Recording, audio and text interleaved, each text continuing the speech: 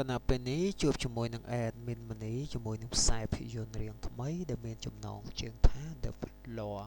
ឆានយូរដែរគឺចូលទៅតាមដាននៅរឿងថ្មីរបស់អ្នកគ្នាអញ្ចឹងខ្សែភាពយន្តបងគឺនិយាយអំពីម្ដាយរបស់គេហ្នឹងគឺឈ្មោះថាយ៉ាងស្រួលអញ្ចឹងទៅតែចឹងដល់កាលណាគេដែលនិយាយថាមកកោអញ្ចឹងណាដើម្បីឲ្យងើបហើយឥឡូវនេះ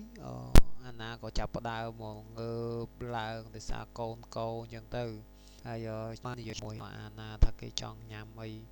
អាហារពេលព្រឹកអញ្ចឹងទៅហើយចៃអឹនក៏គេងើបឡើងក៏ស្រាប់តែមាន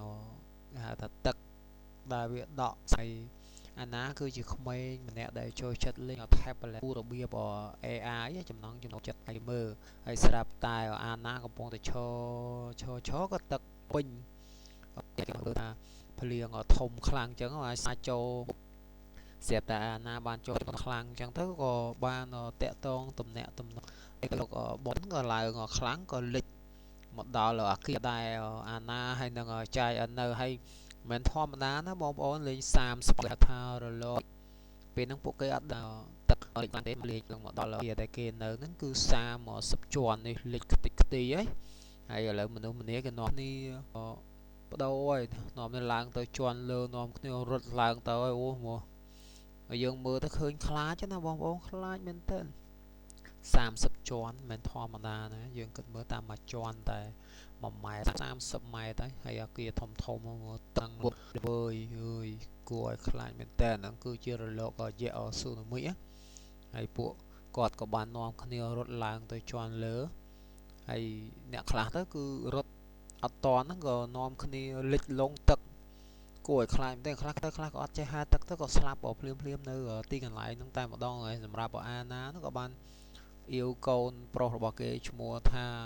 ចៃអិនហ្នឹងក៏ឡើងទៅជាន់លើទៀតដើម្បីឲ្យសុវត្ថិហើយមនុស្សច្រើនមែនតើដែលឡើងទៅ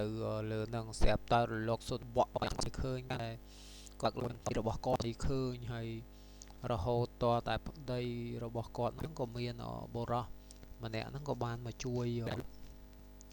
ហើយឥឡូវនេះទឹកកឡោកនេះគឺមកដល់ជាន់លើហើយគាត់ជាមួយនឹងកូនរបស់គាត់កំពុងតែលិចលងនៅខាងក្រោមអញ្ចឹងហើយបានជួយឲ្យនឹង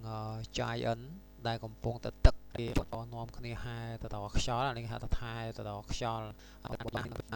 បានចាប់ផ្ដើមសម្រួលធ្វើសកត់ពោះអញ្ចឹងណាដល់ទឹកនឹងចេញហើយចៃអិនហ្នឹងគេសប្បាយចិត្តណាពេលងើបមកឃើញម្ដាយរបស់គេស្មានតែគេហ្នឹងមិនរស់ទេ